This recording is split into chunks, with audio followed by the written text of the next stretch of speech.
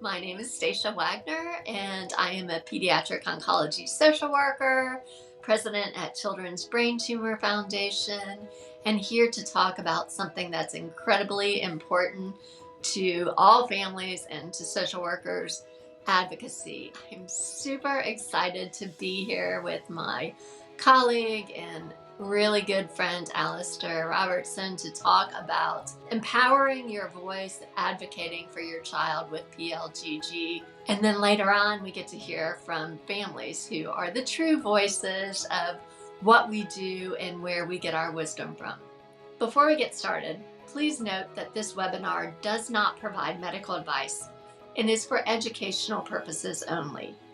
Content discussed is not intended to be a substitute for medical advice or health diagnosis. Always seek the advice of your child's treating physician or qualified healthcare provider regarding any questions related to your or your child's health.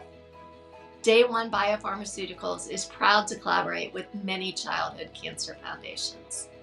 The perspectives that we will share today represent our own opinions and experiences, and not those of Day One. For those of you who are unfamiliar with CBTF, we are the nation's leader in family quality of life programming throughout the brain and spinal cord continuum, including unique programs for fathers and siblings whose voices are often forgotten. Luckily, I'm joined by a true advocacy expert who has guided thousands of families through the pediatric oncology journey, Alistair Robertson. Alistair is a pediatric oncology social worker at Valley Children's Hospital in Madera, California.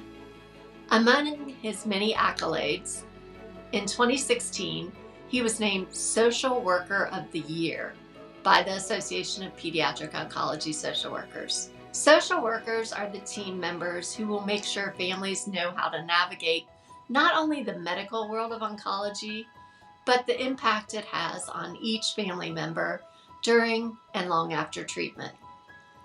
We often talk about if a child I loved were to have a brain tumor, I would want this person on my team. And we create our own ideal team.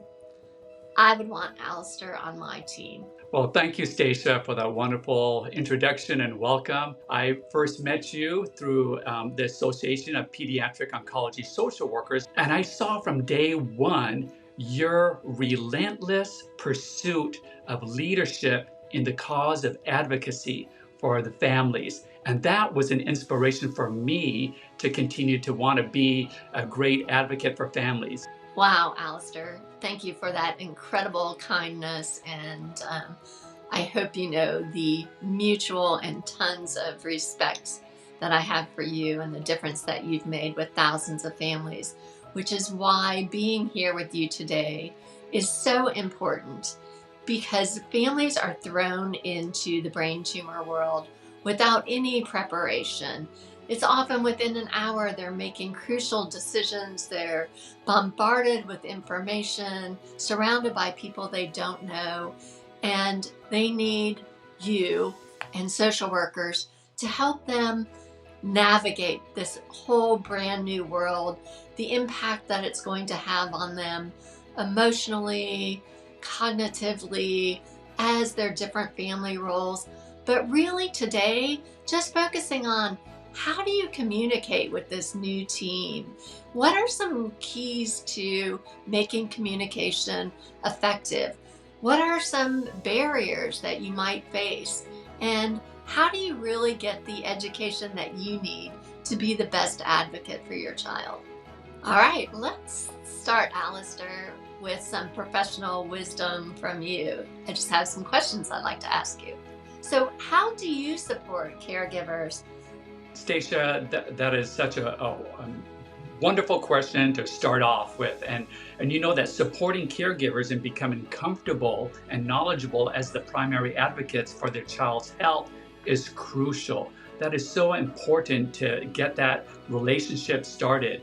For me, I found that one of the best strategies for a caregiver is education and information.